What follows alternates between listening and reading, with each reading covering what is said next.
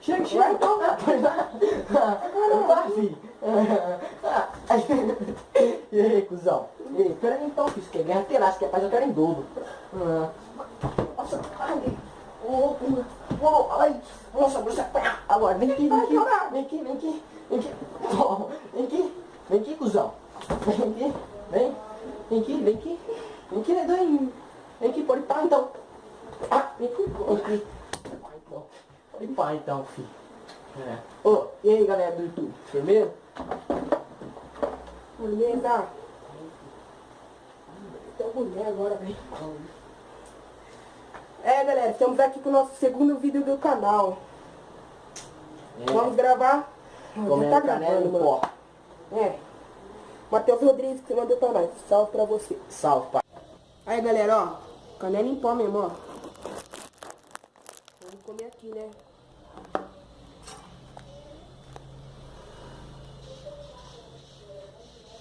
Pelo menos esse daqui, Ricardo. Tá bom. Acho que é muito ainda. Não, é pouco. Agora esse daqui tá bom, ó. Tá bom,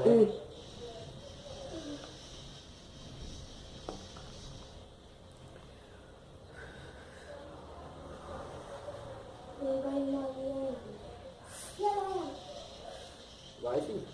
Esse negócio é muito ruim, né? Vai pipocar? Ah. Pipoca.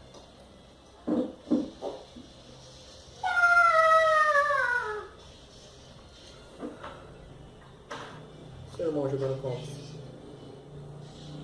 Counter-Strike. Counter-Strike.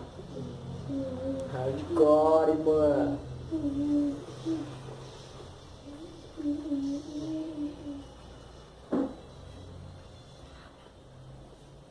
Nossa.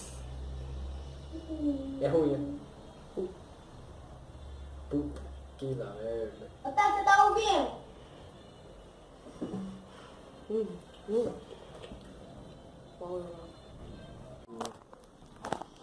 Canela em pó, é hardcore. Daqui tá bom, Cris? Eu não sei. Tá. Vai nos pedir de novo, hein?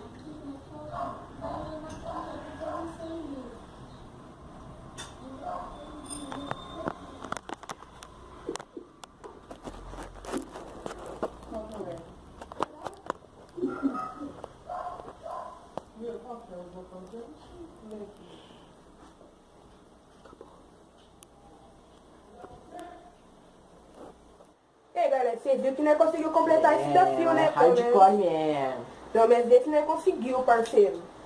Então, pessoal, se vocês gostaram do vídeo, Dá um like. deixa seu like aqui embaixo. E se inscreva aí embaixo também. Tá embaixo. E esse foi nosso vídeo.